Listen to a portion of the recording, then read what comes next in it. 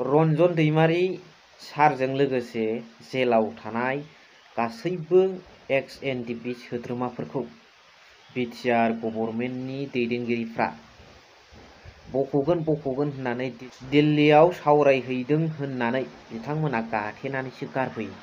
बे खोथाखौ सोर बुंदों, मानि थाखाय बुंदों, बिथाङा बेसेबां दुखु मोनदों, बेखौ दिनैनि बे भिडिअनि गेजेरजों सावरायगोन।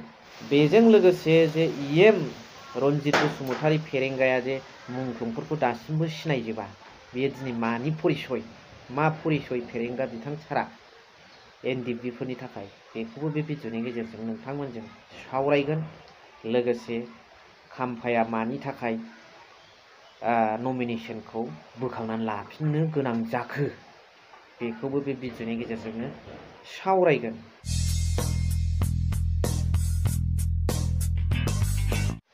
Hello everyone, once again welcome back to the channel. दिनैनि गोदान भिडिअआव नोंथांमोन बयखौबो गोसो गोथारै बरायदों। लोगोसे आसा खालामो इसोरनि अननायाव नोंथांमोन बयबो मोजां दं।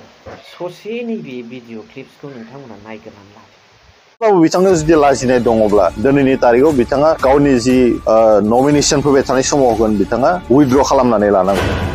बिथाङा सासे फेलार लिडार। फेरेंगा बिथाङा हयथ' एनडिएफबिआव खोब लास्टाव फैदों।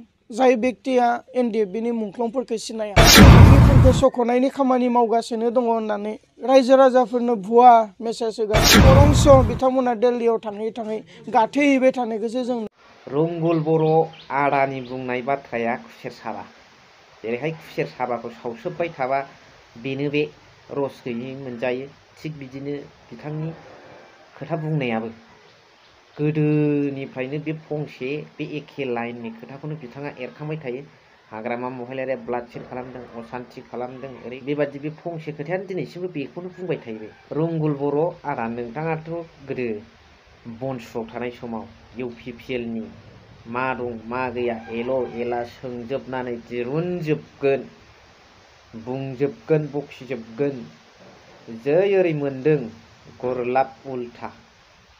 नोंखौलाय रायजो राजाफ्रा सिनायनो रावबो बाखि गैला।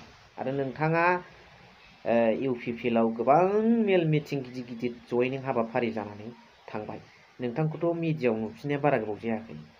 बै समाव मा ओरै हाबाखैमोन नामा? नोंथाङाथ' ओरै हाबबासो ओंखारो पलिटिकेल पार्टियाव, ओरै गैयाबा नोंथाङा सिरि थायो। नोंथांनि बाथ्राया खुसेर साबा।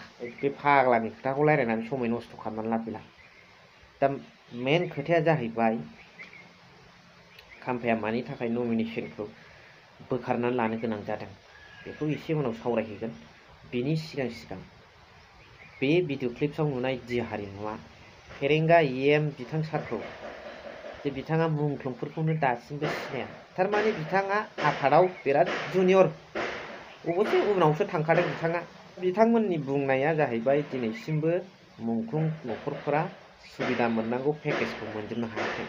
बिथांमोना होनो थाखाय मुंख्लंफोरनि पेकेजखौ होनो थाखाय पस्टमर्टेम रिपर्ट बिदों, नाथाय बै समाव गोथै सहखौनो मोनाखै। आलाय सिलाय आंनि फिसा नोंनि फिसा होननानै सिनायलायनाय, मिथिलायनाय, डाक्टारनाव लांनो हालायनाय अबस्था बेसिम समसिमाव गैया। सिलाय बारुद बमाफोरनि गावग्लुंनायाव सेरखाय बेरखाय जालांनाया बबेजों माहाय मारै जाथावगौ बियो? How is it possible for postmortem for every member of ex NDP? मारै जाथावगौ बे पस्टमर्टेम कालेक्सन खालामनाया? दा नोंथांमोना साननानै नायदो। आरो थारैनो इउपिपिएलनि दैदेनगिरि बिथांमोना दिल्लीयाव रन्जन दैमारि सार, लोगोसे जेसेबांनाखि जेलाव जोबजानाय एक्स एनडिपि बिथांमोनखौ बरननायनि थाखाय सावरायहैदों होननानै ससियेल मिडिया आरो रायजो राजानि मेल मिटिंफ्राव बुङो। नाथाय दि हारिमु बिथां आदाया क्लियारलि बुंनानै होबाय, बिथांमोना दिल्लीयाव थांनानै बुंहैया, गाथेनानैसो फैयो। अब्ला बोरैथो रन्जन दैमारि सार जेलाव थानाय एनडिपि सोद्रोमाफ्रा बोरैथो गनांगौ जाखो? ना गजानो बायो?